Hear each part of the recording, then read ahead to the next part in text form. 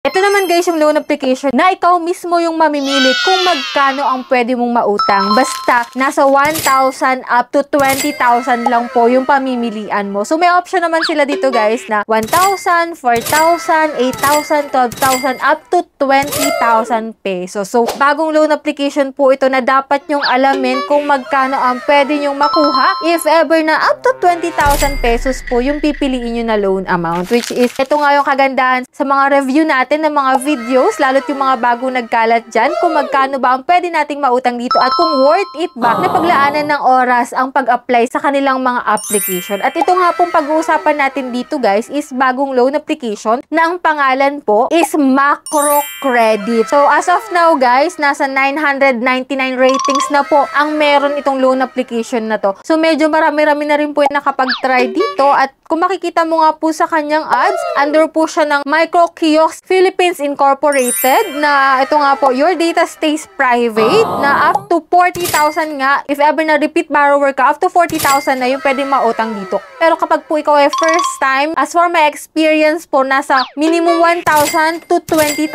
po yung offer. At ikaw po talaga yung mamimili kung magkano yung pwede mong ma-loan sa kanila. If ever na gusto mong 4,000, 12,000, 8,000, so ganun guys. So nakalagay pa dito sa kanyang ads guys, any amount can be selected. So kung ikaw ay repeat borrower, 40,000, 30,000, 25,000, 12,000, 10,000, and minimum 1,000 po yung pwede mong pamilian. Yun yung choices mo guys. At ito nga, repay, unlock more. Kapag ikaw po ay nagbayad on time, mas malaki pa po yung chance mo na ma-unlock mo yung kanilang ibang products, no? So ito nga nakalagay dito guys, may 12,000 na pay off, 25,000 up to 30,000 pesos. So instant loan approval din daw po itong loan application na si Macro Credit. Kaya ngayon nga po, pag-uusapan natin at i-review natin itong loan application na to. So ako mismo yung nag-apply dito guys para makita ko kung ano yung process ng kanyang application, kung magkano ba yung pwede kong ma-receive dito guys. At yan, before natin pag-usapan itong si Macro Credit, syempre kung hindi ka pa dyan nakasubscribe, i-click mo na yung subscribe button. Turn on the notification bell para updated ka lagi sa mga new uploaded videos ko at syempre makasali ka sa aking pa-daily Gcash giveaway. At dito nga sa video na to, dalawang lucky winner po yung aking i-announce. At ang unang lucky winner po ay ito na, email. So congratulations po sa iyo kagad. I-claim mo na po yung prizes mo at mag-PM ka na po sa aking Gmail account. And for those na umaasa pa rin na mapipili at mananalo, nako, tuloy-tuloy lang guys kasi marami pa tayong susunod na mga videos. At tuloy-tuloy pa rin po yung ating pamanti cellphone giveaway. Kaya don't forget to like this video, mag-iwan ng comment din sa comment section at i-share mo na rin po tong video na to para mas maraming makapanood at mas maraming makasali. No? So that's it. Puntahan na natin itong si Macro Credit kasi biruin mo, ikaw mismo yung mamimili from 1,000 to 20,000 pesos kung magkano ba ang pwede mong utangin sa application na to guys. So if you are interested, keep watching.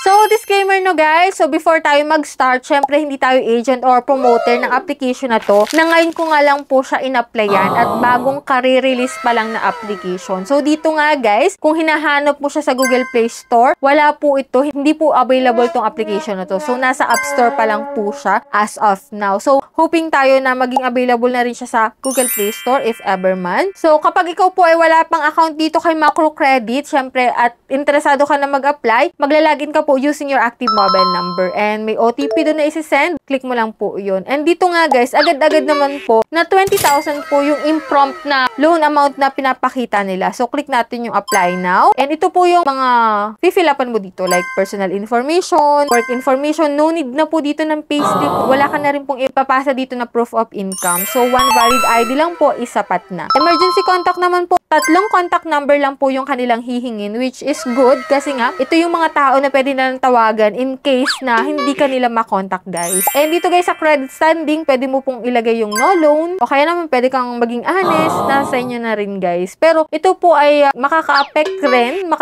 rin sa iyong approval rate. So dito guys sa ID information, pwede po dito yung UMID, National ID, SSS, PIN, passport, driver license, postal ID, voter ID, and health card. So any ID po is available dito. And dito guys sa bank information, kung saan mo pwedeng ma-receive yung pera mo, mo. Pwede dito guys sa e-wallet or bank transfer. Sa e-wallet po, pwede sa GCash, PayMaya, and GrabPay. At ito na nga yung sinasabi ko kanina guys. May option po sila dito na 20,000 pesos, 16,200 pesos, 12,400, 8,600, 4,800, and 1,000. So dito guys, tinry ko muna guys yung 1,000 pesos. Syempre, ang laking amount naman kapag 4,800 kaagad yung pipiliin ko. Pero chinek ko muna guys yung 1,000 pesos. So yan, nakalagay naman po dito success. And yan, after nun, bumalik po siya sa una, which is 10,000 nga po yung pinakang offer niya. Nung chinek ko guys yung aking process na loan is under review po, which is ang loan amount po dito na nakalagay is 500 pesos. So, meaning, do sa 1,000 pesos ko po, maloloan dito kay Macro Credit, 500 pesos lang po yung marireceive ko. At yung 500 siguro is nasa processing fee nila, sa management fee. So, hindi natin sure kasi wala naman po nakalagay na loan details. Kaya ingat rin po kayo sa mga ganitong loan application kasi hindi po sila nagpapakita ng mga loan details bago nyo i-click yung submit. Kasi maaari po na pag ganun kaagad yung pinakita nila pero hindi mo alam na ganun lang pala yung amount na pwede mong ma-receive. Kasi nga hindi po sila transparent. No? Kung makikita mo nga dito guys, hindi siya katulad ng ibang loan application na impromptu nakalagay yung loan details na kung magkano yung ma-receive mo, kung saan yun ibinawas, kung ano-ano yung mga ibinawas. So dito guys, wala po. Mamimili ka lang po ng amount kung magkano yung pwede mong mautang, which is 1,000 to 20,000 at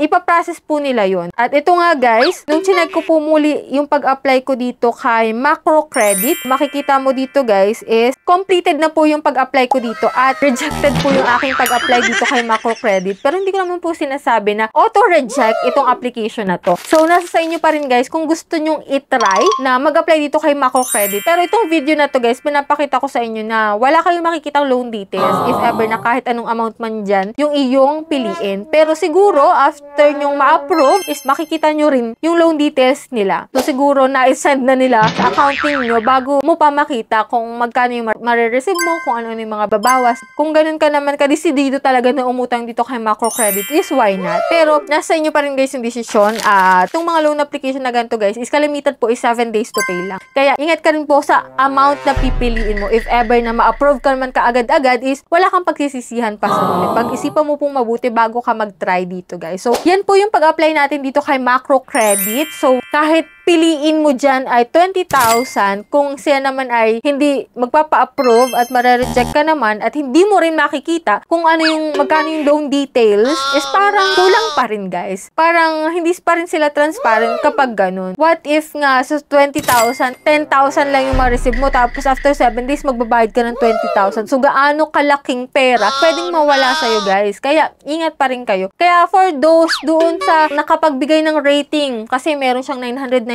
ratings na eh. For those na nakapag-apply na po dyan kay Macro Credit, paki-share po ng experience ninyo kung magkano yung na-approve sa inyo na loan amount if ever na na-approve man kayo at magkano na lang yung na-receive nyo if ever man. Kasi dito sa application natin guys, hindi po tayo na-approve, na-reject po tayo. So, ayan, nihikayat ko po yung mga nakapag-apply dyan is kindly share your experience po sa comment section. And that's it. Bago po tayo magtapos, i-announce ko po muna yung acting second lucky winner for today's video. So, yan. Congratulations po sa'yo kaagad. I-claim mo na po yung prizes mo sa aking Gmail account, no? And for those na hindi pa nagwawagi, huwag kayong bibitaw guys.